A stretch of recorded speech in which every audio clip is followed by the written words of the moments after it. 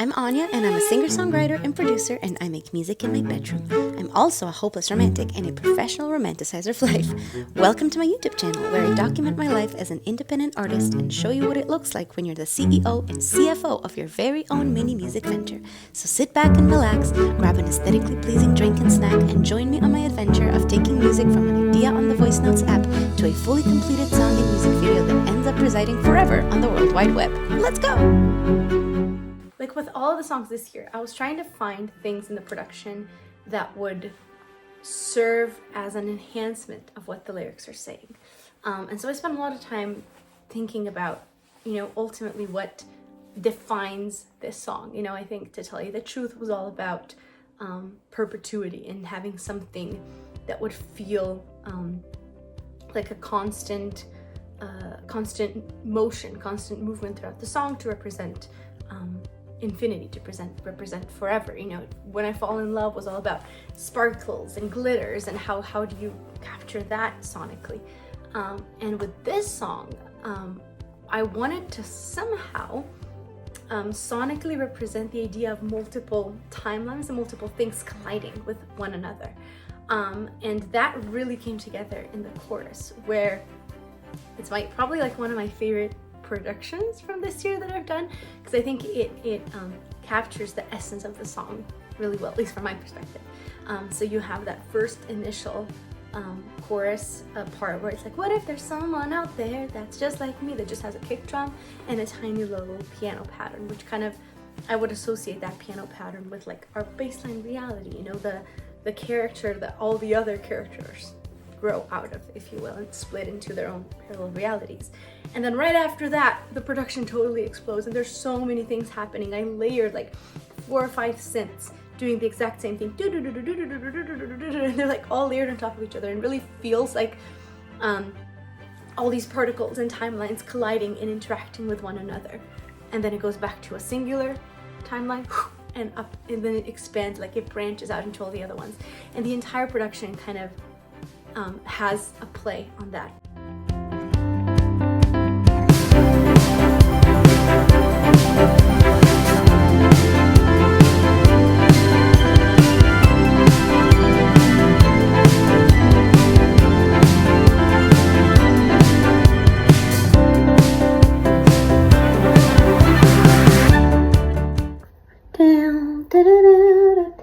I never use this angle, so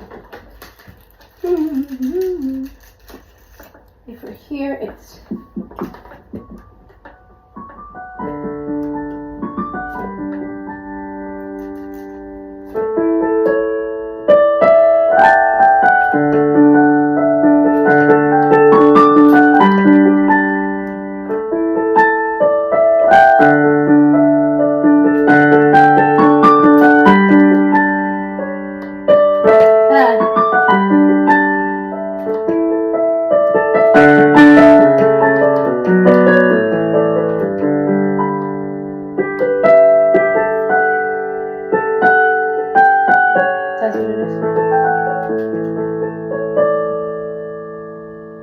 Timekeeper's secret.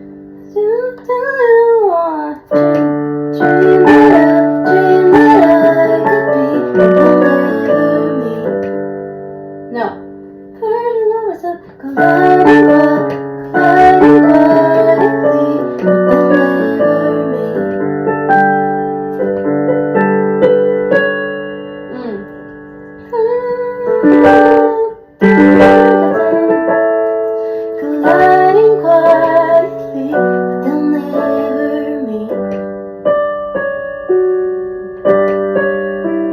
They'll forever be. Timekeeper secret.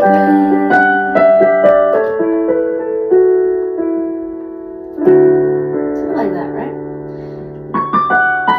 Versions of myself colliding quietly, they'll never meet.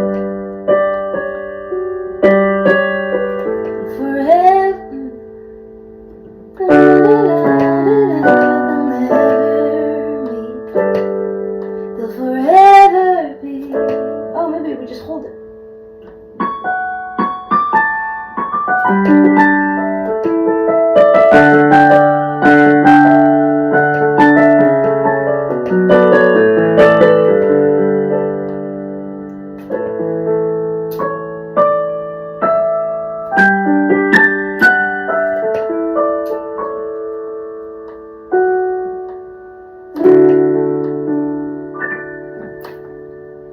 Not upset with that.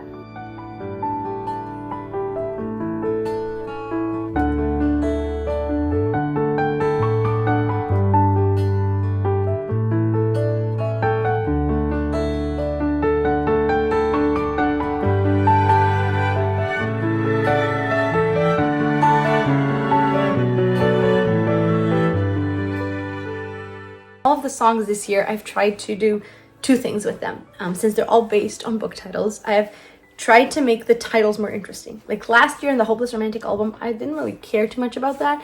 I was just like, okay, if that's what the chorus is, that's what the title will be, you know, the hook of the song. Whereas this year, I've really tried to sort of make the titles more interesting, but then also use the titles as a prompt in at least one way or another. So that's one thing. And then the other thing is, what did I want to say? Oh, and yes, the other thing is that each of the books from the bookstore, from this project, I wanted them to try and correlate to a genre of writing, you know? So I would say that Diver is sort of like a self-help book, Many Lives of Juliet, coming of age novel. When I Fall in Love, obviously romance novel. To Tell You the Truth, I think was very almost like a fairy tale, Hans Christian Andersen. Montana Skies, more like a travel guide, travel book. And this one, The Timekeeper Secret, is sci-fi.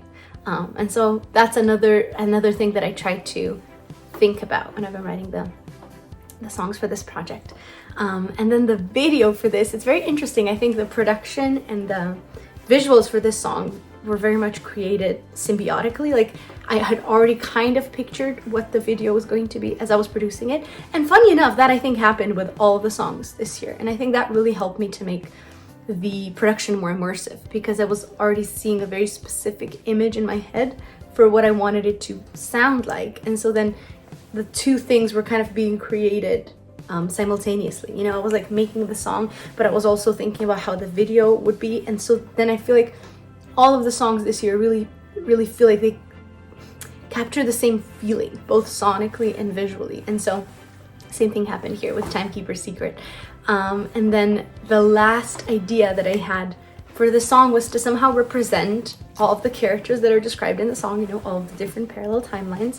But then how do we insinuate that they're all connected with one another? So the main character in the video is sort of like this all white outfit girl, if you will, and I consider her like the baseline reality out of which all of the other characters kind of bloom out, branch out.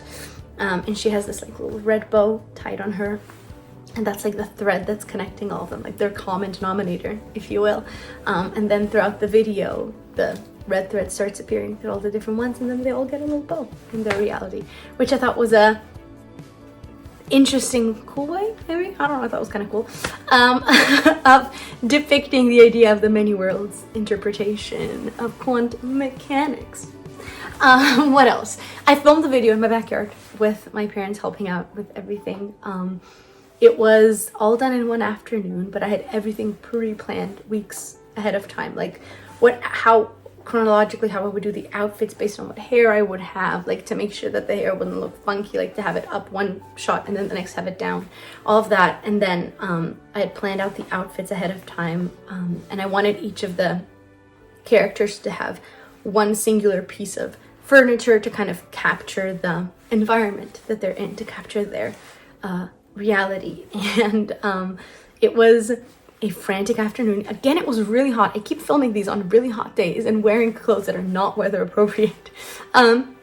My parents helped me out with everything. They there's a shot of the baseline reality girl with her where her red ribbon gets kind of lifted to the sides, and that was my mom and dad lifting it out of the shot. It was all filmed on my iPhone, and it was fun. It was another it was like the most elaborate video that I've done in the last few years, I think, because to tell you the truth, and Diver, Montana Sky, those were all filmed on location, but even though they had all this landscape and environment going on, they weren't as technically complicated. Like, there wasn't as much happening. But here, there were so many characters to get done, like the lighting to get right, the background to get right. So it really reminded me of the Songs from Isolation era, where we did Midnight in Paris and Tuscan, and that was all done in my backyard too.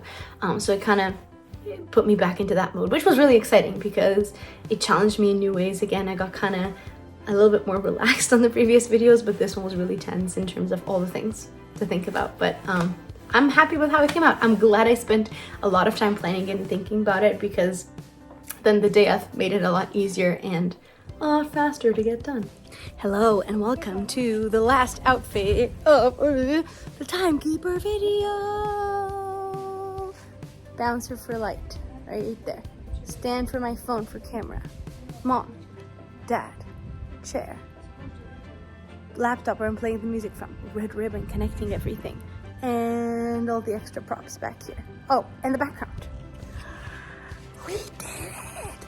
I planned this one out for so long, so fingers crossed that I can edit it the way that I see it in my mind. But anyways,